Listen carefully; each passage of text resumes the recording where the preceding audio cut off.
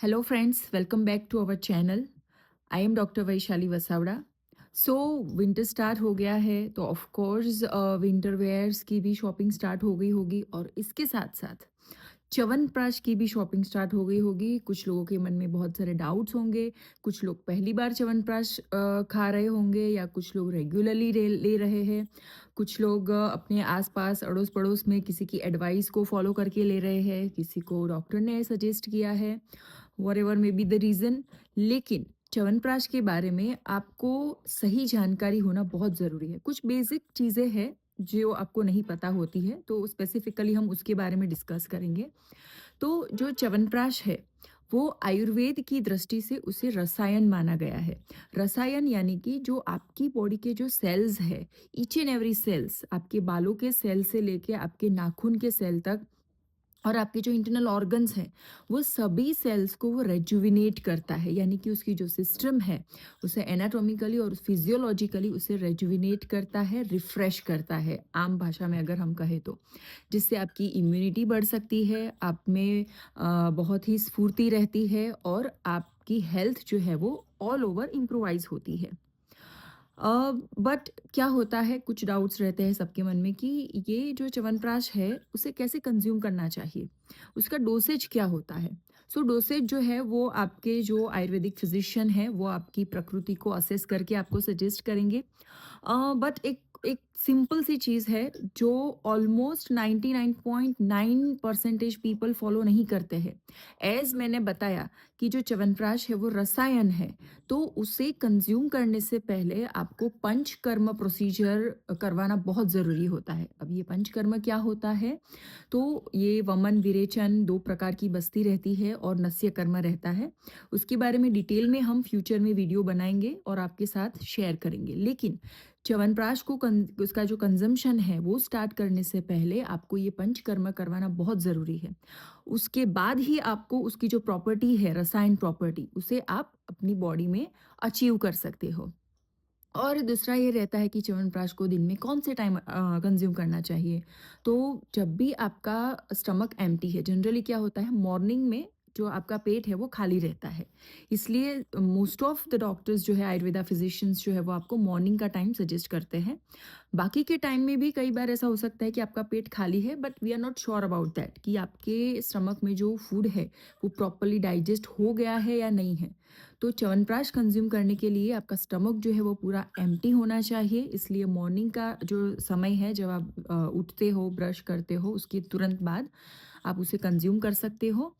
And उसके बाद आप मिल्क जो है वो ले सकते हो. आपको च्यवनप्राश को मिल्क के अंदर मिक्स नहीं करना है. आपको च्यवनप्राश लेने के बाद दूध पीना है, जितनी आपकी कैपेसिटी है. और उसके बाद आपको वेट करना है. जब तक आपको भूख नहीं लगती तब तक आपको दूसरा कुछ भी खाना नहीं लेना है.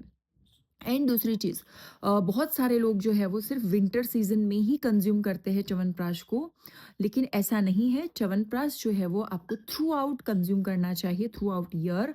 और प्रोलॉन्ग टाइम तक भी आप उसे कंज्यूम कर सकते हो. बहुत सारे प्रकार के रसायन हैं, उनमें से च्यवनप्राश जो है वो बहुत ही पॉपुलर है, फेमस है. एंड उसे सेफली आप लॉन्गर ड्यूरेशन तक कंज्यूम कर सकते हो, not only during winter season. क्यों विंटर सीजन में ज़्यादा च्यवनप्राश जो है वो बिकता है या ज़्यादा प्रिपेयर होता है?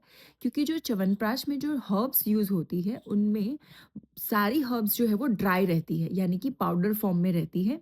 लेकिन जो मेन उसका इंग्रेडिएंट है आंवला जो है, वो हम वेट फॉर्म में लेते हैं. और वेट फॉर्म में जब भी आपको कोई हर्ब या ड्रग लेनी है तो उसकी स्पेसिफिक सीजन में ही आप उसे प्रोक्योर कर सकते हो. So that this is the reason कि ये विंटर सीजन में, विंटर सीजन ऑफ कोर्स आंवले की सीज़न है, इसी सीज़न में आंवले जो है वो हार्वेस्ट होते हैं. तो इसी टाइम पे च्यवनप्राश जो है वो प्रिपेयर किया जाता है. इसका मतलब ये नहीं कि आपको सिर्फ विंटर सीजन तक ही इसे लेना है, you can take throughout. और च्यवनप्राश कभी गर्म नहीं पड़ता है. हाँ, ज़रूर उसमें कुछ गरम मसाले जैसे हर्ब्स जो है वो ऐड किए जाते हैं, बट उसकी क्वांटिटी इतनी ज़्यादा नहीं होती है कि वो आपको गरम पड़े. उसकी क्वांटिटी उतनी रहती है कि वो जो च्यवनप्राश आप कंज्यूम कर रहे हो उसे वो डाइजेस्ट करने में आपको हेल्प करे. Then last but not least, very important, Chyawanprash में शुगर उसका मेन इंग्रेडिएंट है. शुगर फ्री च्यवनप्राश कभी बन ही नहीं सकता।